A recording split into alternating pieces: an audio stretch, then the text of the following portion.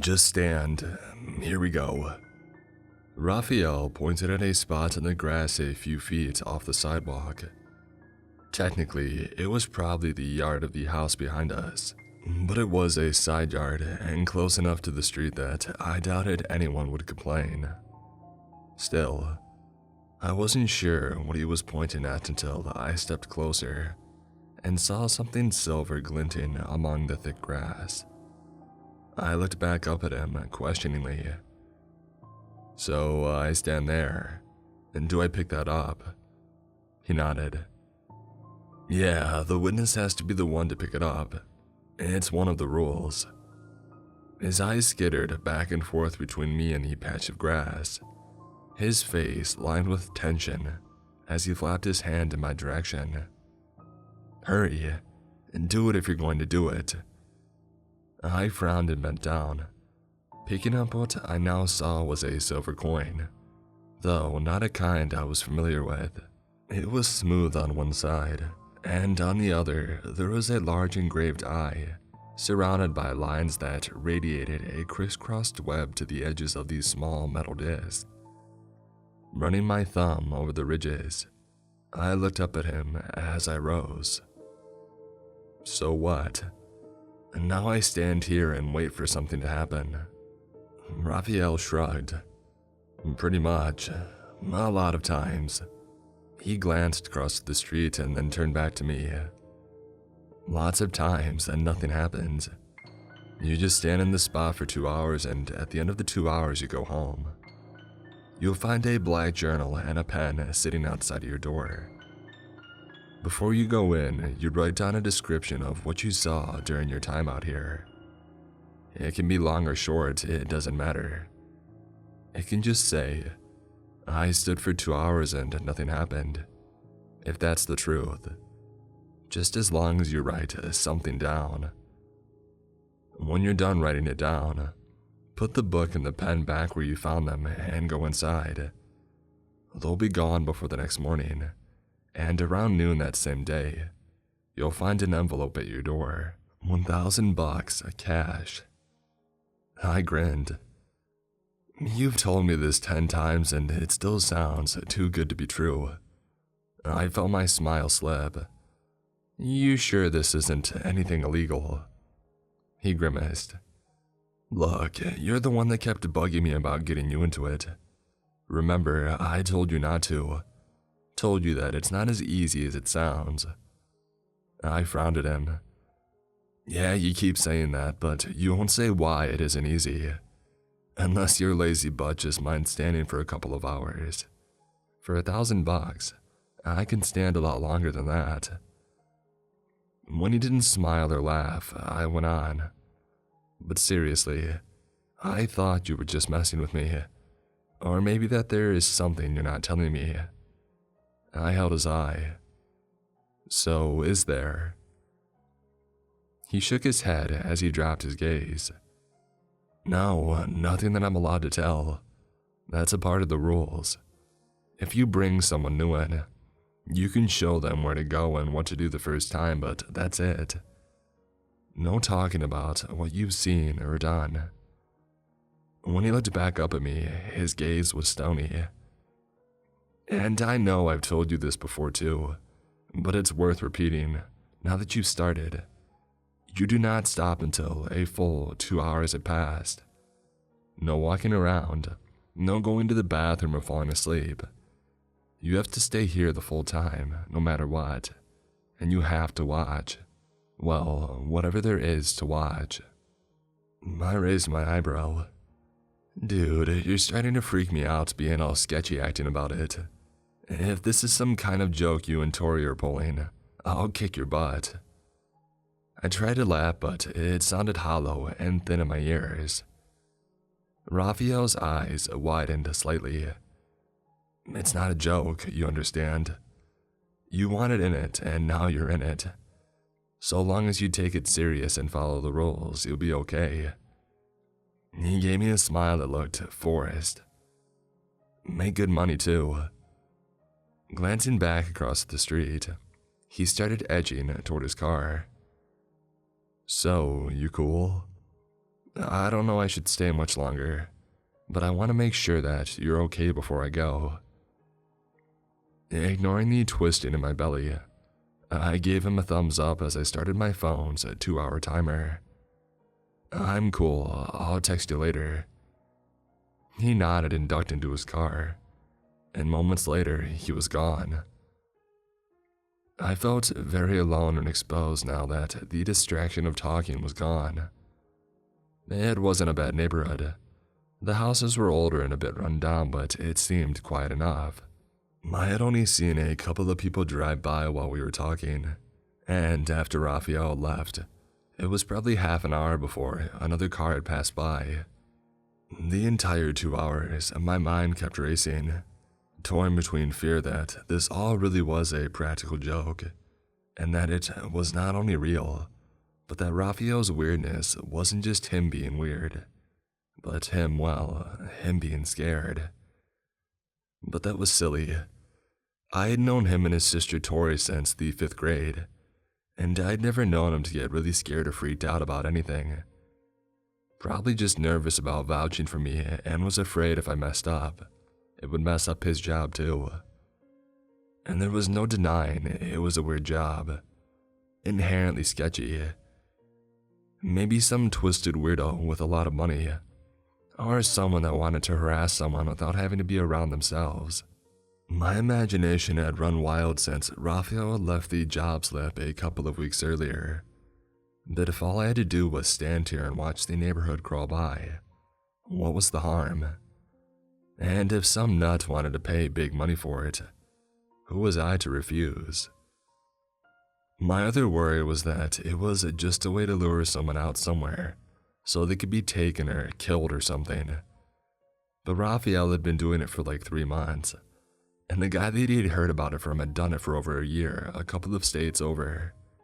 So it had to be well, if not legit, at least not too dangerous for the people getting paid.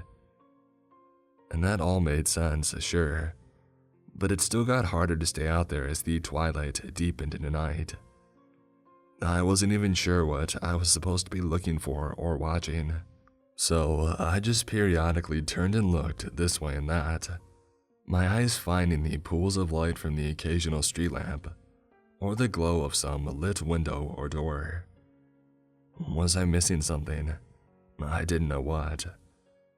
But why have me hang out here for 2 hours unless something was going to? I let out a short yelp as my phone's timer went off. My 2 hours were up. That was stupid easy, and the book was there like you said when I got home tonight. Yeah, so you filled it out and left it. Yeah, of course. Though I don't know how I feel about you giving my address out to strangers. As long as I get paid though, right? I didn't. You didn't get paid? Dude, what the heck? No, I didn't think about it before, but I didn't tell anyone where you lived. Okay, back to being creepy. I just better have a fat envelope waiting for me tomorrow, or your donkey emoticon is a lawn emoticon. They did pay, just like he said, and a week later, I found another envelope with a new time and location, as well as a photo of the spot that I was supposed to stand in. Raphael said it was always considered an invitation, not an order. I didn't, he stressed, have to keep doing it if I didn't want to. But of course I did. Over the next month, I did it 2 more times. Once at the edge of a shopping center parking lot early one Sunday morning, and the other time outside a library across town until midnight. I kept waiting for something to happen. Something noteworthy to report or give me a clue as to what the purpose of all this was. But it was all so ordinary. People coming and going, some of them giving me odd looks as they passed by, as though they wondered what the strange girl was doing just standing there watching as they came and went. It wasn't until the 3rd time that I actually saw something kind of interesting. I was posted up outside a pizzeria when a kid about my age came storming out wearing a green apron covered in white powder. He made it a few steps into the parking lot before seeming to think better of it and turning around. I had the thought that maybe he had quit, and now he was going to go back to say that he was just kidding, but no. Instead, he went over to a gumball machine outside the door that he had exited. Picking it up, I saw the cord standing out in his neck as he screamed in the direction of whoever was inside to hear. "Screw you, Brian." And with that, he swung the gumball machine from its base, like he was batting for a home run. Except instead of hitting a fast pitch, he slammed it into the restaurant's front plate glass window, shattering it. He stared with some mixture of what looked like pride and surprise, before dropping the machine and running for his car to make his escape from the lot. 30 minutes later, police pulled up, and much to my dread, they headed my way after talking to some guy in a red pizza shirt. Brian, if I had to guess. They asked me if I had been out there when everything had happened. I shrugged and told them that I had been out there for a while, but I hadn't seen anything. The female officer frowned at this and told me she didn't see how I didn't notice a man breaking a window and screaming 20 yards away.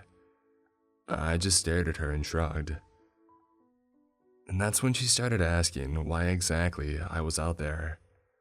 Was I aware that there was a city ordinance against loitering? I explained to her that I was waiting for a friend, and that's when my phone's timer went off. Telling the officers that I was tired of waiting for my friend to show up, I turned to head back to my car. The woman cop wanted to stop me, but the other officer gave her a forbidding look and thanked me for my time. Nodding, I walked up to my car and got in, blood still thundering in my ears. What was that?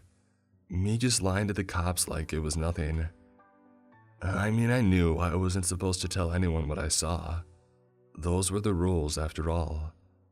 But I'd never even talked to a cop before except for the one speeding ticket that I had gotten, and I'd almost broken down crying then. Now I was lying to them and walking off like it was nothing. Odd as it may sound, the whole experience was weirdly empowering. I didn't feel guilty about not helping out and being honest. I was being loyal to my job and its rules, and that was more important. Plus, if I could keep doing a good job, who knew how long this money could last? Maybe I could do it forever. Then 3 weeks later, I watched a family burn to death. I was standing in the grass of an empty lot on the last street of a largely empty neighborhood. This was a new place, divided into dozens of lots and populated with a handful of houses on each of its 3 winding roads. I had seen a few families coming home as I drove in, but the last street was also the least developed, and so there were only 2 houses across from me and none on my side. Even those 2 houses seemed empty, with no people or cars around, just tall grass and patches of dirt and, well, me, standing awkwardly while I waited for my timer to tick down, and hoping that no neighbor or a rent-a-cop came up and hassled me for hanging out. I was already an hour in when I saw an orange glow in the front windows of the closest house. At first, I thought it was just a light from a TV or a lamp, made soft and shifting by the long white curtains hung there. But then the curtains caught, bright tongues of flame crawling up them quickly, even as I noticed a flare of light from one of the upstairs windows. The house was burning. I needed to do something. Call 911 or something. But you can't tell anyone what you've seen. It's the rule. But if someone's house is burning, shouldn't I break the rules? It seemed like the simplest question in the world. And yet something in me still hesitated. Someone else would notice soon, right? Or there was some alarm inside that would robocall for help. A part of me recoiled at my thought processes, at stalling while I debated calling for help. But it had a small, meek voice. The louder voice told me that I had made a promise by picking up that coin, and I had to honor that. At the very least, I could wait a few. I puffed out a sigh of relief as I heard the sirens in the distance. A couple of minutes later, 2 fire trucks pulled up.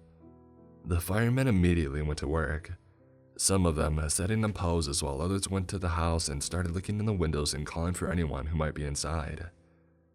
They must have heard something, because suddenly, they began frantically breaking down the front door with axes.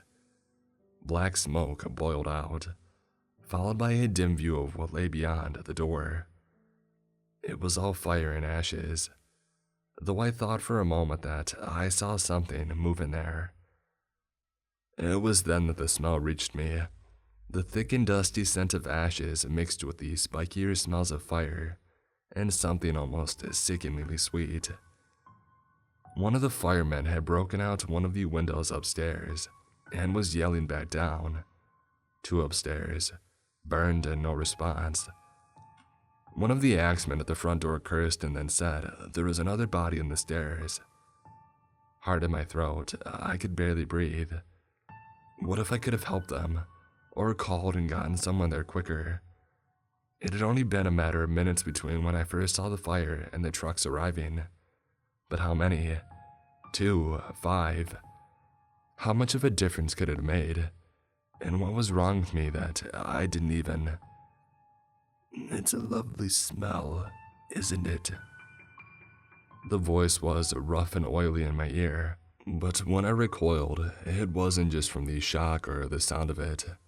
It was the breath that came with it. Cold and fetid, with that same underlying sweetness that I had already been smelling since they had broke down the door. As I pulled away, I turned to find who was talking to me, but there was no one there. I almost lost my balance and fell over, but as I recovered, I turned all the way around, looking in every direction. There was no sign of anyone anywhere close by. Just then, a slimy chuckle slid out of the twilight air next to me. But if you get a little taste. This was followed by a pleasurable groan, and what might have been the smacking of lips somewhere above me and to my right. Forgetting everything else in my terror, I started to back away. I dug into my pocket for my car keys, and that's when I felt the coin that I had put there. I couldn't just leave, could I? But how could I stay? Something was out there with me, and my phone jumped to my pocket as the timer went off. Tears sprang to my eyes. Oh, thank you, God. Not looking back, I ran to my car and jumped in. It was 3 blocks before I pulled over and tried to calm down, to rationalize what I had seen and heard, but it didn't work. I was freaked right the heck out, and I needed to talk to Raphael, find out what he had gotten me into. I just got done with a watching job. Some really freaky stuff happened. Don't tell me any details, remember the rules. Yeah, but this was really bad. I just need to talk to someone about it. No, you don't. You need to keep quiet and take your money when it comes. You did stay the whole 2 hours, right? Sure, yeah, I did. Can you at least tell me if you've ever had something bad happen on one of these things? Like people die bad? Look, no, I can't, obviously. That's still telling, but are you okay? Are you hurt? Yeah, I mean, I'm not physically hurt or something. Oh, okay, good. So go home, write it down, and then let it go. And if it bothers you that much, you don't have to do it again, okay? Sure, I guess so. I got paid the next day as usual, but I promised myself that I was done after that. I even ignored the first new envelope that I received.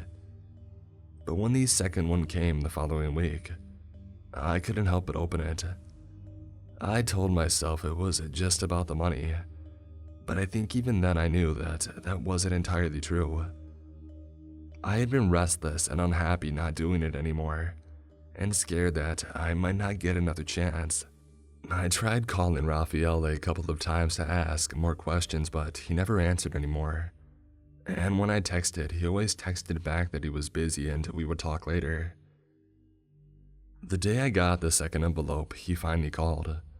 Told me that he was sorry that he had been distant, but he was just trying to give me some time to decompress and get over whatever I had seen before we talked too much.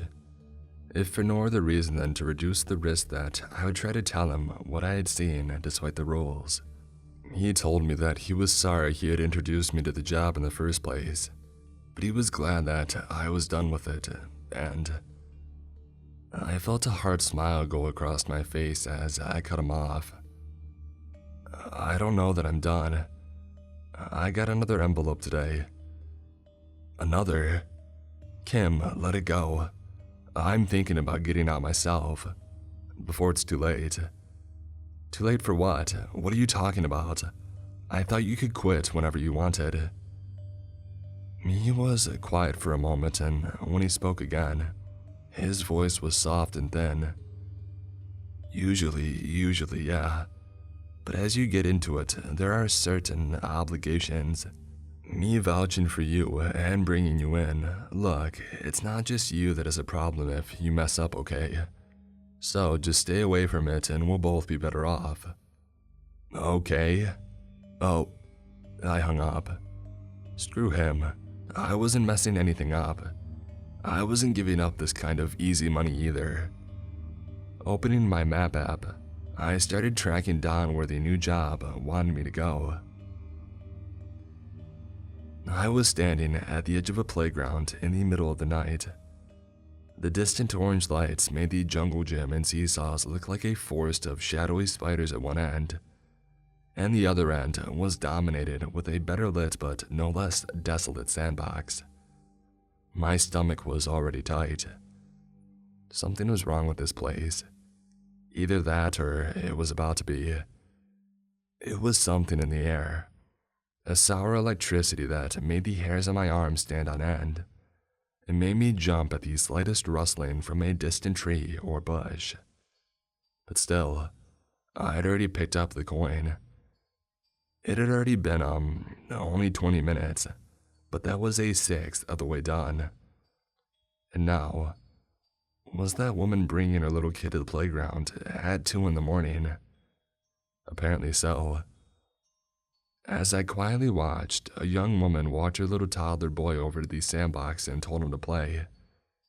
When she turned back, her eyes found mine immediately. "Are you the Whistler?" My pulse started pounding as I shook my head. I was going to just ignore her and hope that she got the hint. But then I heard myself speaking in a loud, clear voice. "I am the witness." She nodded, and at this angle I could see how young she looked, how scared. I almost offered something more, but then a voice called out behind me. "I am the Whistler." She looked past me and her face fell further. Turning around, I saw an old man, his head festooned with wisps of gray hair, above a long red overcoat draped across the broad, thin shoulders. He started walking to meet her, never even glancing in my direction as he passed. But when he reached the girl, he offered a slight bow. "Do you bring an offering?" The girl nodded, her face shining with tears now. I do. We call him Jenkins." The man looked at the little boy half-heartedly, digging at a hole in the sand nearby. "This one is your child?" "Yes." He cut his eyes back to her sharply. "And this is your offering?" She paled as she began to nod frantically. "Yeah, they said that would be enough, what you wanted. If I need to give you something..." "No." He raised his hand to silence her, even as he began walking past her to the boy. "This will suffice. You will have what you wish." The man was reaching into a coat pocket to pull out what looked like a large silver egg. "So you'll fix Timothy's heart." I sucked in a breath as the man whipped his head back toward her, his mouth a hard snarl above eyes that seemed to flash in the lamplight. You will have what you wish. And then, just as fast, he turned back to the boy at his feet and slammed the metal leg into the side of his skull. I let out a small scream as the boy fell over limply, his face buried in the sand. I wanted to run, either forward to help the boy or just somewhere else so I could get help. But something stopped me. I still had over an hour left. I couldn't move from this spot yet, and even if I did, I couldn't tell anyone what I had seen. Maybe I could get that boy medical help though, if I kept it vague. And now the man was setting the egg down next to the boy and stepping back. He never looked in my direction, even when I screamed, and now he only had eyes for the egg, though I was starting to see why. It was shifting and splitting, its moonlight shell segmenting into 100, then 1,000 smaller pieces as something unfurled from inside. I could lie and say that I didn't see it well, and it's true that I don't remember much of what it looked like, but I think it's just my brain couldn't make sense of what I was seeing. It was all moving parts and small tendrils that became larger as they latched onto the boy's head, curling into his ears and wrapping around his throat. Stifling a whimper, I watched as the thing began to tug the poor little boy under the playground stand, witnessed as the boy came to, just as his eyes went below the surface. He screamed. The sound was a terrible, undulating wail of pure terror and pain, and his small arms and legs kicked up fans of dirt as he got pulled deeper into some impossible hole. I had to do something. I did have to do something, didn't I? As if hearing my own thoughts, the man's gleaming eyes cut to my own, and something in that terrible gaze frightened me even more than the half-submerged squealing child at his feet. His lips twisted sharply as he watched me, his eyes never leaving, even when he put a leather shoe on the child's back and shoved him deeper into wherever that monster was taking him. Face unreadable, he extended a hand to me silently, though I wasn't sure if it was a greeting, an offering of his own, or something more sinister.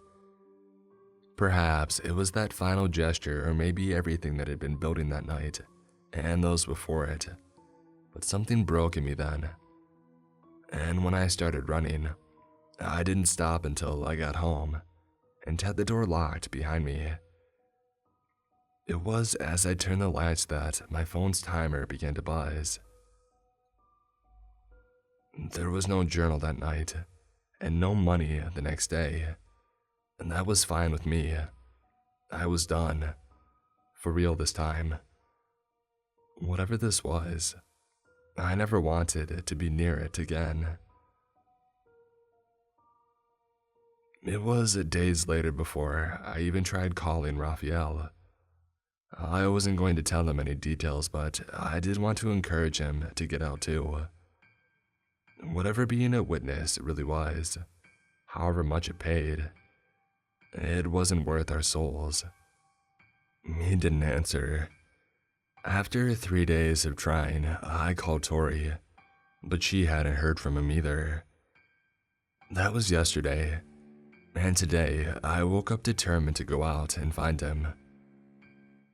Turns out that I didn't have far to go. When I opened my front door, Raphael was across the street, just standing there. I called to him and waved, but he just stared at me. He wasn't there to talk. He was there to bear witness. I closed my door back and started writing this down. It's taken me over an hour and he's still out there. I'm afraid I know what that means. Raphael's time is almost up. And so is mine.